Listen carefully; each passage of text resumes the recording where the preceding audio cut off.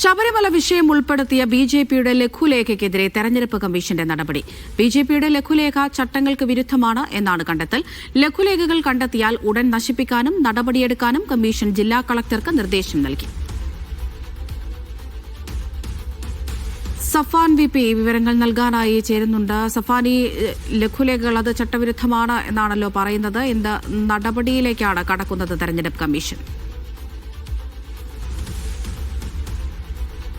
Amrita, CPM നൽകിയ പരാതിയിലാണ് സംസ്ഥാന തെരഞ്ഞെടുപ്പ് കമ്മീഷന്റെ ഒരു ഇടപെടൽ ഉണ്ടാകുന്നത്. 3 ദിവസം മുമ്പാണ് ഒരു ലഘുലേഖ സഹിതം CPM സംസ്ഥാന സെക്രട്ടറി MV ഗോവിന്ദൻ സംസ്ഥാന തെരഞ്ഞെടുപ്പ് കമ്മീഷന് ഇത്തരത്തിലൊരു പരാതി നൽകുന്നത്. BJP കേരളം എന്ന ശബരിമല വിഷയവുമായി ബന്ധപ്പെട്ട് ഒരു ലഘുലേഖകളും മറ്റുമാണ് ഇത്തരത്തിൽ പരാതിയായി നൽകുന്നത്. ഈ പരാതിയിലാണ് ഇപ്പോൾ സംസ്ഥാന തെരഞ്ഞെടുപ്പ് കമ്മീഷന്റെ ഇടപെടൽ ഉണ്ടാകുന്നത്.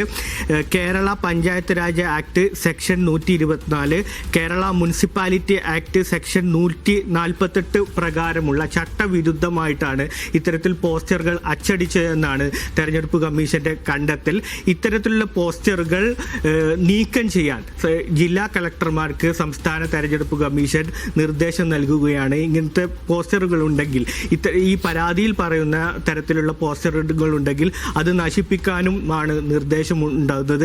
നമുക്ക് ഇതിന്റെ ഉള്ളടക്കം എന്നുമായി ബന്ധപ്പെട്ട് മനസ്സിലാക്കാൻ കഴിയുന്നത്, ശബരിമല സ്വർണ്ണക്കൊള്ളയുമായി ബന്ധപ്പെട്ട് BJPയും കോൺഗ്രസും വലിയ രാഷ്ട്രീയ പ്രചരണം തെരഞ്ഞെടുപ്പുമായി ബന്ധപ്പെട്ട് CPMനെതിരെ ഉയർത്തുന്നുണ്ട്. എന്നാൽ ഇതിന്റെ ഉള്ളടക്കം സംബന്ധിച്ച് ഇതൊരു അധിക്ഷേപ തരത്തിൽ മുൻ മന്ത്രി കടകംപള്ളി സുരേന്ദ്രനെ അടക്കം അധിക്ഷേപിക്കുന്ന തരത്തിൽ ഫോട്ടോകൾ ഇറക്കിയുള്ള BJPയുടെ പ്രചരണത്തിനെതിരെയാണ് ഇപ്പോൾ തെരഞ്ഞെടുപ്പ് കമ്മീഷൻ രംഗത്തെത്തിയിരിക്കുന്നത്.